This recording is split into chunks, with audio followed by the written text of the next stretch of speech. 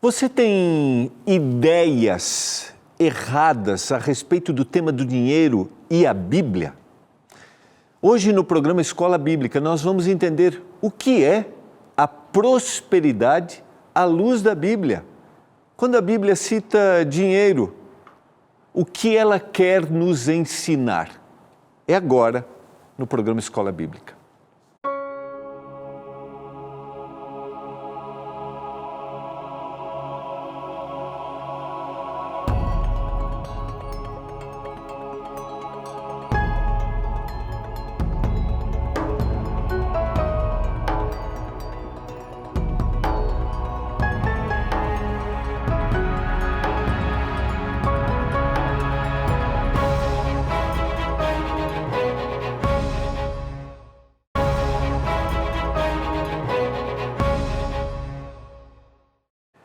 Olá, tudo bem com você?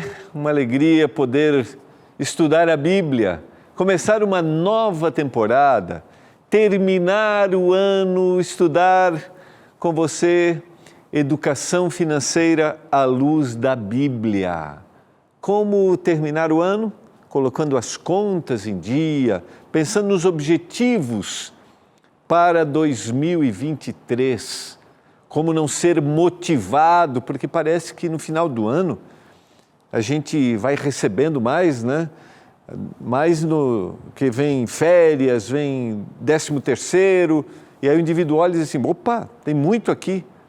E às vezes essa ilusão faz com que as pessoas entrem num caminho e comecem janeiro já de forma desequilibrada. A gente quer que você termine o ano tranquilo.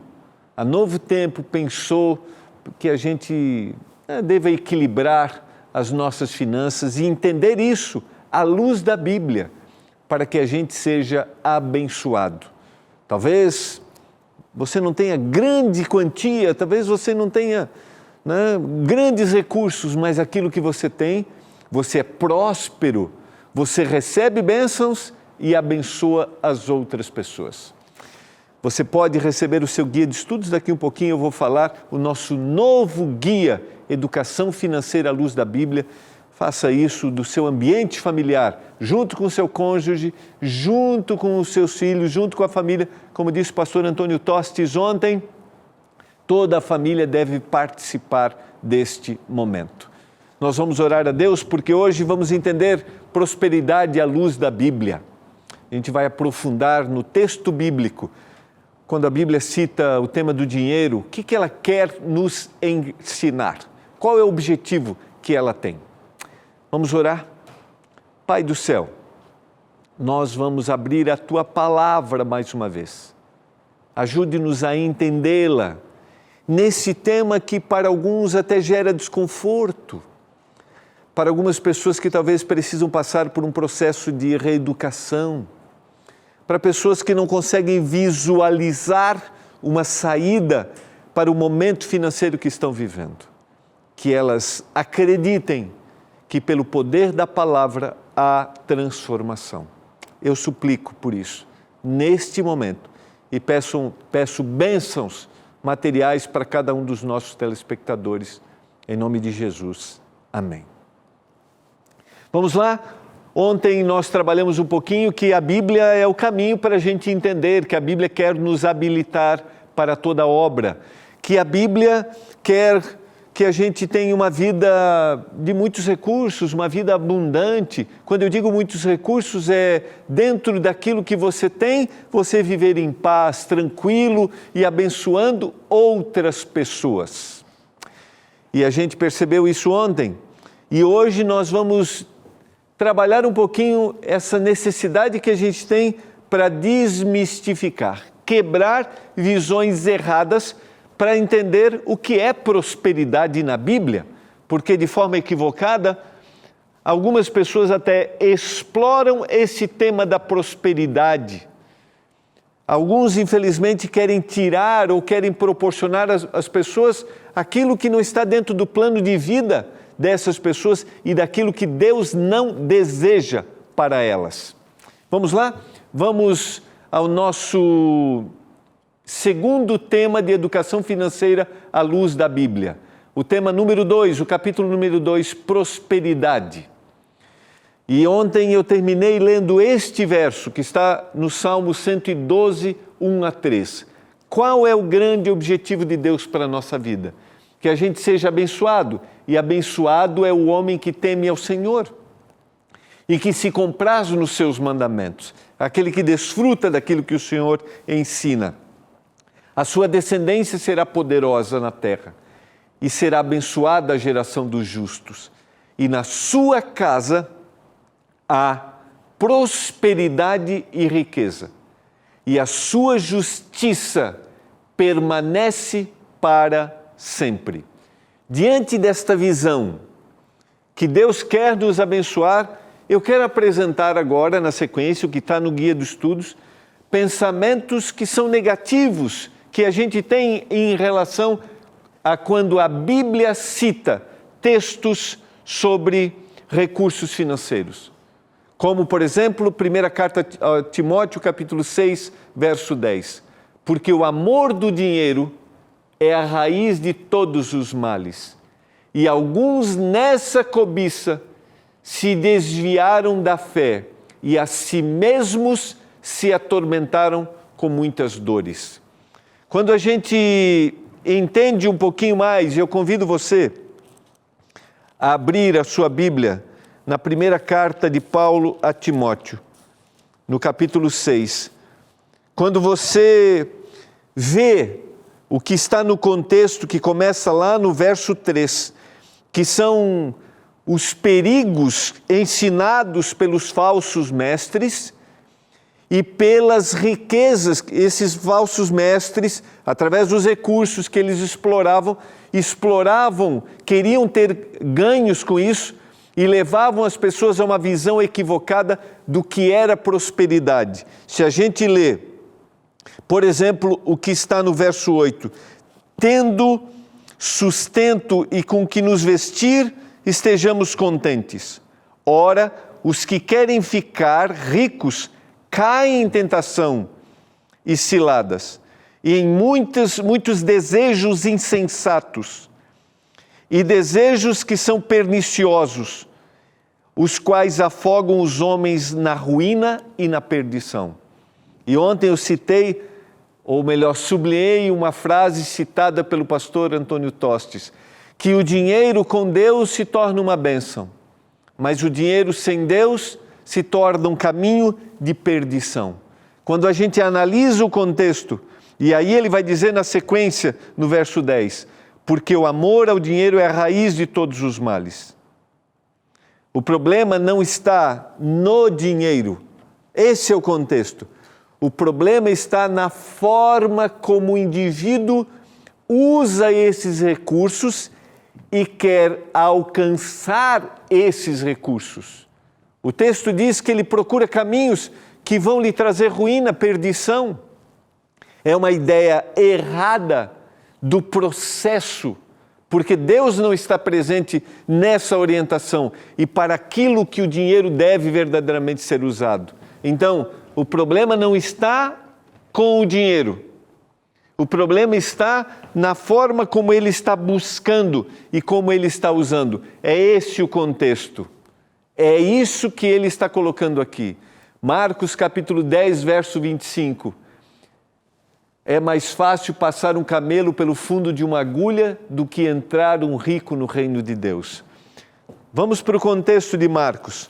Quando a gente estuda esse texto dentro do seu contexto, e alguns infelizmente dizem assim, eu não quero enriquecer, porque é mais fácil passar um camelo no fundo da agulha do que um rico entrar no reino dos céus. Lembra bem, né? A tradição apresenta que esse camelo, esse fundo de agulha, era uma pequena entrada para os portais na cidade de Jerusalém. E o camelo, como grande animal, era difícil de entrar por ali. Então, é mais fácil entrar um camelo do que um rico no reino dos céus. Agora, essa história, o contexto dessa história começa lá no verso 13, quando o Senhor vai apresentar, você quer entrar um dia no reino dos céus, sejam como uma criança. Ser como uma criança que é dependente, se coloque nos braços do Senhor, deixe que Ele guie você. Esse é o contexto. E aí, na sequência, vai trabalhar o tema apresentando a história do jovem rico. E o Senhor vai dar orientações para o jovem rico. A gente vai ver na sequência a citação, que se ele quisesse entrar no reino, ele deveria vender todas as coisas que ele possuía e dar aos pobres, dar aos necessitados.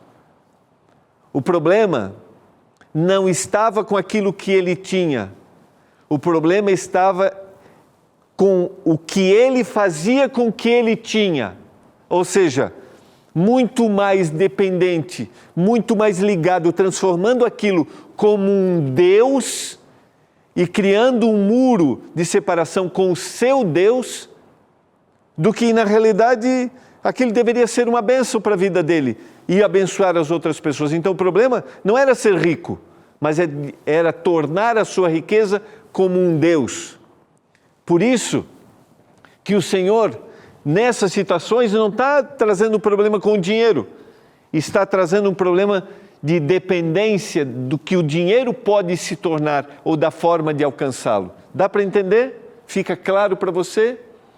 Aqui está o contexto, a dedicação de crianças e a parábola do jovem rico, quando o Senhor diz, deixai vir a mim as crianças.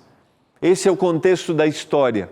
E aqui está a citação de Marcos 10, 21. E Jesus, fitando o jovem rico, o amou e disse, só uma coisa te falta, vai e vende tudo que você tem, dá aos pobres e terás um tesouro no céu. Então vem e segue-me. Aqui está. Não é possível haver dois deuses em nossa vida. Este é o problema. É do recurso se tornar um Deus. Capítulo 10, verso 27. Jesus, porém, fitando neles o olhar, disse, para os homens é impossível, contudo, para Deus não, porque para Deus tudo é possível. Esse texto está dentro do mesmo contexto. Quando ele contou a parábola, disse que é mais fácil entrar um camelo no fundo da agulha do que um rico no reino dos céus. Aí os discípulos disseram, então ninguém vai ser salvo, então... E Jesus diz assim, não, para Deus tudo é possível. Por isso o problema não está em ter, o problema está no processo de se alcançar isso e também no que isso pode se tornar na minha vida. Mas eu quero dizer para você, tenha seus sonhos, tenha seus objetivos, tenha os seus recursos, pouco ou muito, abençoados por Deus, para que possa abençoar a sua vida e abençoar a vida de outras pessoas. Fica claro isso para você? Está claro dessa forma que o problema não está com o que eu tenho, mas está no que aquilo está se tornando para mim? Eu vou para o intervalo, a gente já volta, a gente tem muito mais para entender desse tema número 2, prosperidade à luz da Bíblia.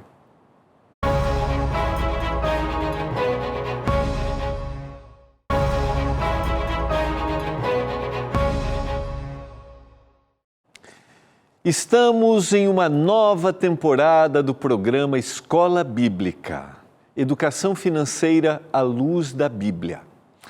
Você pode pedir seu guia de estudos, daquelas 3 formas, manda mensagem para a gente pelo WhatsApp, é o 12982444449.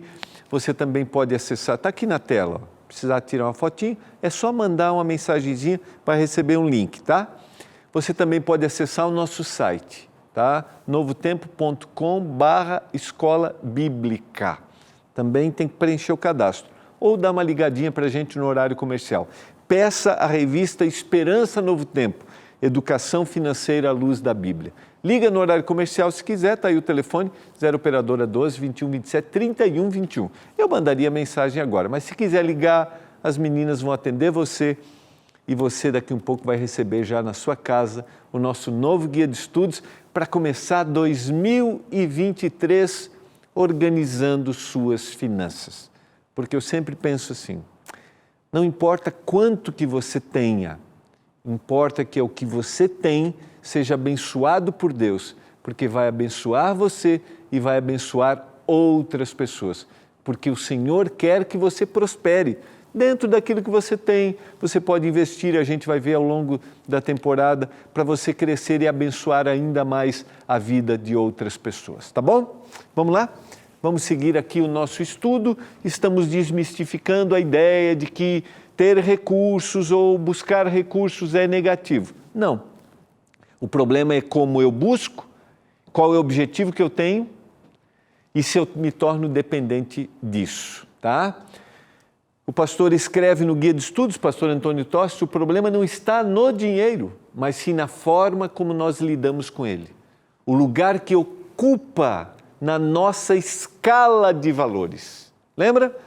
O texto que a gente leu ontem, de Mateus capítulo 6, verso 33, busque primeiro os valores do reino. Primeiro os valores do reino. E aí você será abençoado.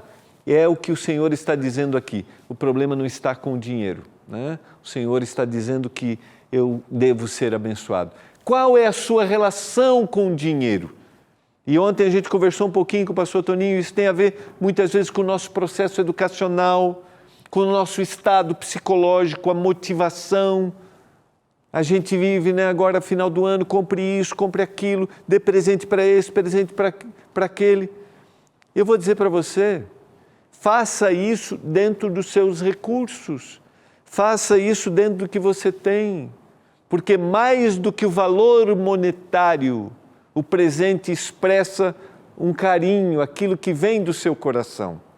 E necessariamente, às vezes, nós não podemos presentear a todos. E eu lembro das limitações financeiras da minha casa quando era criança, que o presente era simples, mas era significativo e a gente dava valor para aquilo que era expresso pelos meus pais com carinho, o reconhecimento, o carinho que estava naquilo que a gente recebia. E hoje a gente precisa talvez entrar no novo processo de educação em relação a isso, darmos valor para aquilo que realmente tem valor, que é a expressão de carinho da pessoa que nos dá. Ter dinheiro, diz o pastor Antônio Tostes, não é pecado. Pelo contrário, se utilizarmos segundo o ensinamento da Bíblia, ele será uma bênção para nós e para o nosso semelhante. Esse é o grande objetivo da prosperidade na Bíblia. E a gente pode citar exemplos quando a gente se refere, por exemplo, aqui a Novo Tempo e aos Anjos da Esperança, que a gente diz assim, quanto que você dá, quanto que você contribui com Anjos da Esperança. Não importa o valor, importa é aquilo que você está fazendo, que está dentro dos seus recursos. Talvez você está limitando uma atividade que você faria, mas você está participando. Então não importa, importa que aquilo que você está participando está recebendo a bênção quando você buscou verdadeiramente aquele recurso. Quando você obteve esse recurso. Sequência.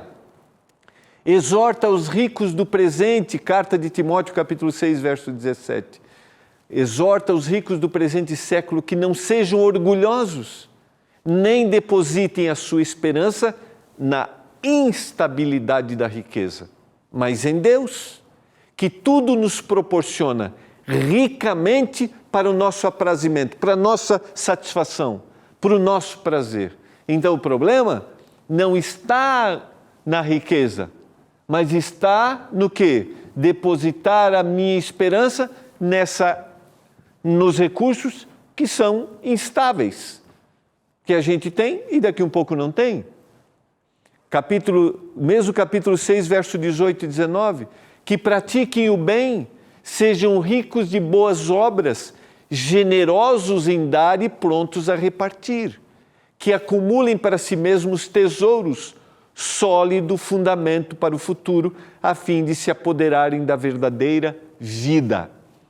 Então, a orientação que Paulo dá a Timóteo para que, escrevendo, né, para que essas pessoas que tenham recursos sejam generosos, porque estão sendo abençoados e abençoem aos outros e assim estão tendo um tesouro que é um tesouro para a eternidade. Verso 20 e verso 21. E tu, ó Timóteo, guarda o que te foi confiado, evitando os falatórios inúteis e profanos e as contradições do saber, como falsamente lhe chamam, pois alguns professando se desviaram da fé. A graça seja convosco. O dinheiro deve ser colocado no lugar certo em nossa vida, como nós vimos na citação que o pastor Toninho faz do Guia de Estudos. Capítulo 6 de Mateus, verso 19 e 20. Não acumuleis para vós outros tesouros sobre a terra. Está dentro do contexto do Sermão do Monte, onde a traça e a ferrugem corroem, e onde ladrões escavam e roubam. Mas ajuntai para vós outros tesouros no céu, onde traça nem ferrugem corrói, e onde ladrões não escavam e nem roubam. Então, qual é a grande advertência aqui? É achar que acumular esses tesouros vão me dar segurança e vão fazer que eu tenha uma vida de estabilidade. Não. Os tesouros, os recursos, são para abençoar a minha vida, como eu mencionei, e vou repetir isso ao longo da temporada, que é a ênfase do nosso guia de estudos. E os recursos e os tesouros são para abençoar as outras pessoas. E assim eu estou acumulando os verdadeiros tesouros celestiais. Sequência, e eu faço isso de forma espontânea. Verso 21, porque onde está o teu coração, aonde está o teu tesouro, aí estará também o teu coração. Mais uma vez, a ênfase da prosperidade é colocar o dinheiro no lugar onde ele deve estar. Não como um Deus, não como aquele que me sustenta, não como aquele que me dá total estabilidade. Não, ele está no lugar, o Senhor quer que eu seja próspero para que eu faça com que os outros sejam abençoados também. E aqui nós temos 2 exemplos de benefícios de recursos, tá? Eu não vou ler todos os versos. Primeiro é a parábola do bom samaritano, que está em Lucas capítulo 10, versos 25 a 37. Depois você pode ler. Eu quero ler o 34. E chegando-se, pensou-lhe os ferimentos, aplicando-lhe óleo e vinho, e colocando sobre o seu próprio animal, levou-o para uma hospedaria e tratou dele. O que fez o bom samaritano? No dia seguinte tirou 2 denários e os entregou ao hospedeiro, dizendo: cuida deste homem, e se de alguma coisa gastares a mais, eu vou te indenizar quando voltar. O recurso do samaritano serviu para o quê? Para abençoar aquele que havia sido assaltado, estava machucado à beira do caminho e que fora desprezado pelos outros que passaram, seus próprios irmãos de nação, seus patrícios.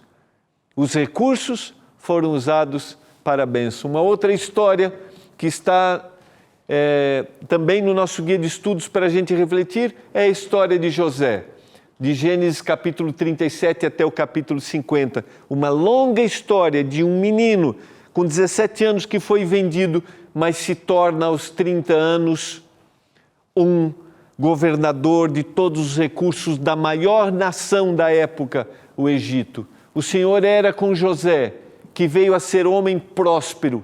Estava na casa do seu senhor egípcio, vendo Potifar que o Senhor era com ele e que tudo que ele fazia o Senhor prosperava em suas mãos. Logrou José mercê perante ele, a quem servia, e ele o pôs por mordomo de sua casa, e lhe passou às mãos tudo o que tinha.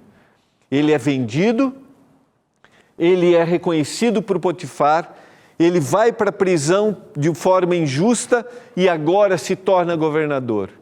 E o texto bíblico é claro. Tudo que ele colocava à mão era abençoado.